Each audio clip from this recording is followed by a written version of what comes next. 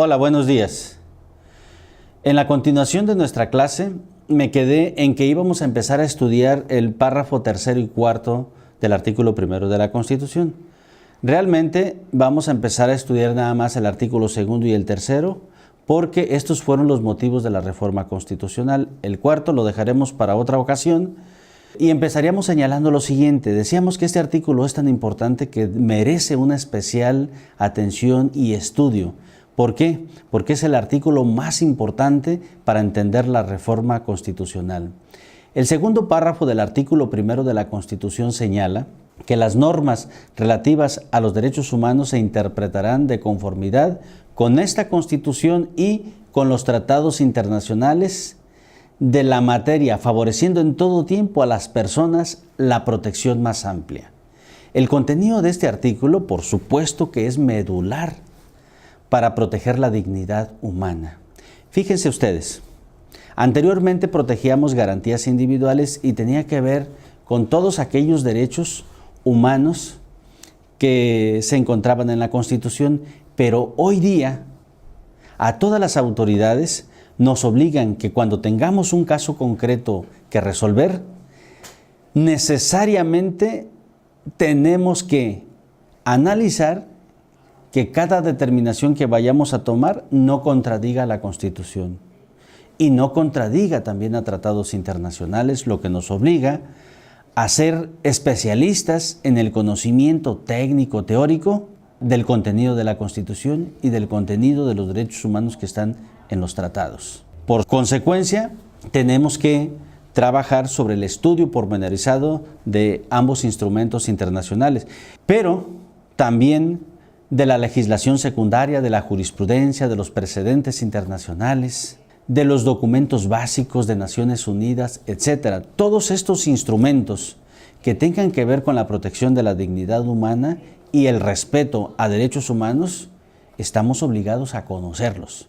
Y por eso empieza diciendo este segundo párrafo que las normas relativas a derechos humanos se deben hacer o se deben de respetar de conformidad con la Constitución y tratados. Y es por ello que es un parteaguas, es una obligación para todos los jueces mexicanos, para todos los ministros, presidente de la República, gobernadores, diputados, senadores, etc. Todo lo que hagamos tendrá que ir conforme a la Constitución y conforme a tratados internacionales. Pero este párrafo también engloba uno de los principios más importantes en el que se sustentan los estados democráticos que respetan derechos humanos, al que le llaman el principio pro persona. Este principio fundamental, básico, que está en el artículo primero de nuestra Constitución Nacional, dice que esos derechos humanos deben ser garantizados a las personas bajo la protección más amplia. En la doctrina constitucional se le llama principio pro homine o principio pro persona. Esto quiere decir que ante el conocimiento de un caso concreto, por ejemplo, un policía y un fiscal cuando detienen a una persona por alguna investigación que estén llevando a cabo, ejemplo, una denuncia de robo, los policías deben de cuidar que una vez identificado el sospechoso, primero lleven una orden de la fiscalía o preferentemente una orden judicial, una orden de aprehensión. Luego irán en su búsqueda, lo detendrán, le leerán sus derechos y tienen que utilizar un protocolo especializado en donde tienen que respetarle todos los derechos a esa persona que es detenida. Decirle que se abstenga de hacer declaraciones si lo desea, si quiere llamarle a su familia, a su abogado, no forzarlo, no torturarlo, etc. Toda una serie de requisitos que las autoridades están obligados a respetar. ¿Por qué? Porque el principio pro persona significa que el juez que vaya a analizar si esa detención fue conforme a la Constitución o fue conforme a tratados, si realmente los captores le respetaron esos derechos.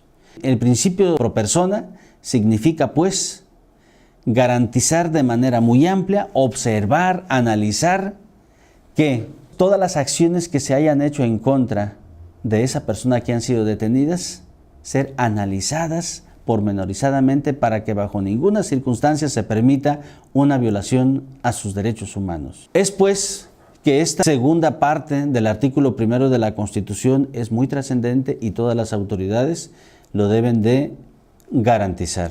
El párrafo 3 de la propia Constitución en su artículo 1 señala: todas las autoridades en el ámbito de su competencia tienen la obligación de promover, respetar, proteger y garantizar los derechos humanos. Fíjense ustedes, aquí hay 4 principios fundamentales para poder garantizar los derechos humanos. El primero de ellos es promover. Cada autoridad en el ámbito de su competencia debe promover que se respeten los derechos humanos, que no se violen, que se garanticen. Debe evitarlo.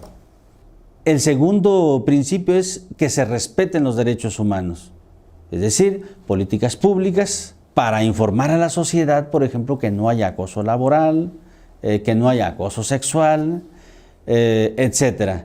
Debe de prevenir. En una calle tan oscura, a lo mejor poner alumbrados, es decir, ahí es parte del ayuntamiento. Cada quien, analizando las facultades y las atribuciones que están en la ley, debe de observar lo que dice la Constitución y hacer lo indispensable para hacerla respetar. Pero por otro lado también debe de proteger y finalmente debe de garantizar. Proteger significa que una vez encontrada cuál es la causa por la cual alguien ha sido víctima por la violación a sus derechos humanos, entonces hay que protegerla. ¿Y cómo la vas a proteger?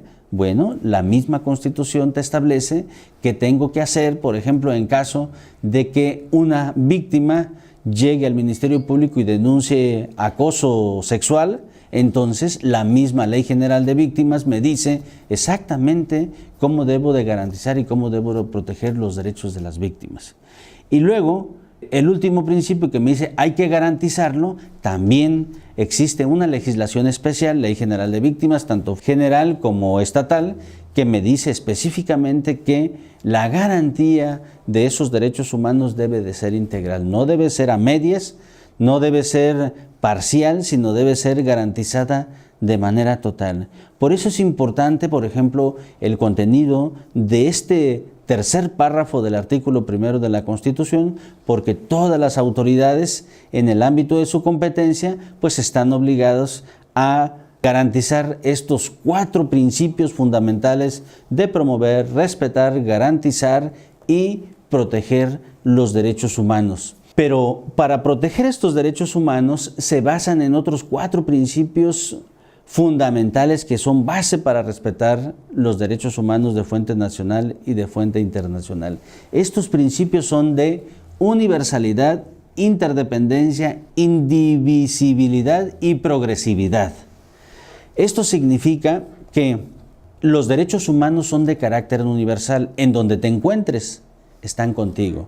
Si te vas a Chiapas, a Tijuana, a Estados Unidos, a Europa, a donde quiera que te vayas, te deben de respetar los derechos humanos porque tienen la característica de universalidad.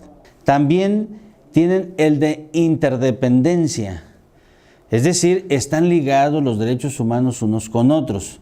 No puede ser, por ejemplo, que exista una orden de aprehensión y que si la tenga el policía o el captor, te detenga y te respete, que no te tortura, pero te mete a la celda y no te permite hablarle por teléfono a tu familia o no te permite que tú designes un asesor. O sea, no hay violaciones a medias. Si se viola el derecho humano a no hacer una llamada o a no hablarle a tu abogado, se violan integralmente. Por eso los derechos humanos son interdependientes. Son indivisibles, algo muy parecido, es decir, los derechos humanos no pueden dividirse. Todos están concatenados unos con otros y por eso es que se tienen que garantizar de manera integral. Y el último, que es el de progresividad, los derechos humanos nunca retroceden. Si ya el Estado mexicano reconoció que te debe de garantizar un derecho humano, entonces no puede quitarlo y después volverlo a que vuelva a resurgir para que te pueda afectar. Por ejemplo, el Estado mexicano anteriormente tenía o podía aplicar la pena de muerte. Esa quedó retirada del sistema jurídico mexicano. Ahorita, por más que la sociedad mexicana dijera vamos a implementar la pena de muerte, ya no se podría porque violaríamos el derecho humano a la progresividad. También en la última parte de este párrafo tercero de la Constitución establece que el Estado, en consecuencia, debe prevenir, investigar, sancionar y reparar la violación a derechos humanos en términos de lo que establezca la ley. ¿Qué dice o qué quiere decir? Bueno, pues México está obligado a prevenir que se violen bajo todas las reglas y todas las posibilidades que tenga de que no haya ninguna violación a derechos humanos. Pero si ya la hubo, entonces debe de investigar y debe de identificar a los responsables y someterlos a proceso. Pero también, aparte de que investiga, tiene que sancionar a los responsables de manera adecuada, tal y como lo establece la ley, que sea una resolución o una condena excepcional para evitar que esta misma persona vuelva a delinquir y vuelva a afectar a la misma víctima o a cualquier otra. El Estado mexicano tiene esa responsabilidad, pero por otra parte, y esto es muy importante porque esto es novedoso para nuestro país, está obligado a reparar las violaciones a derechos humanos y para eso ha creado la Ley General de Víctimas, de los cuales les sugiero que la estudien y la analicen a detalle porque esta legislación es la más moderna que tiene nuestro país y está a la vanguardia de cualquier legislación en el mundo. Anteriormente la víctima no era tan protegida, pero hoy día tenemos la legislación adecuada para protegerla.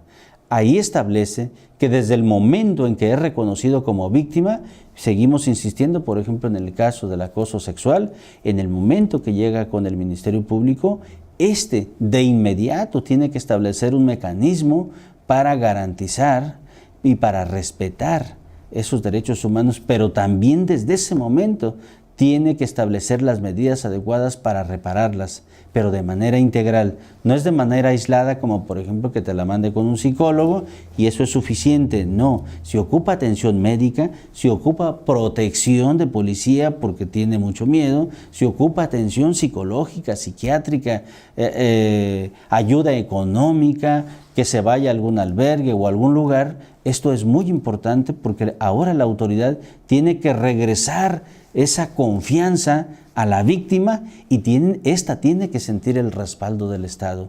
Por eso es muy importante el contenido de este segundo y tercer párrafo del artículo primero, porque establece la espina dorsal, es parte fundamental de la reforma constitucional.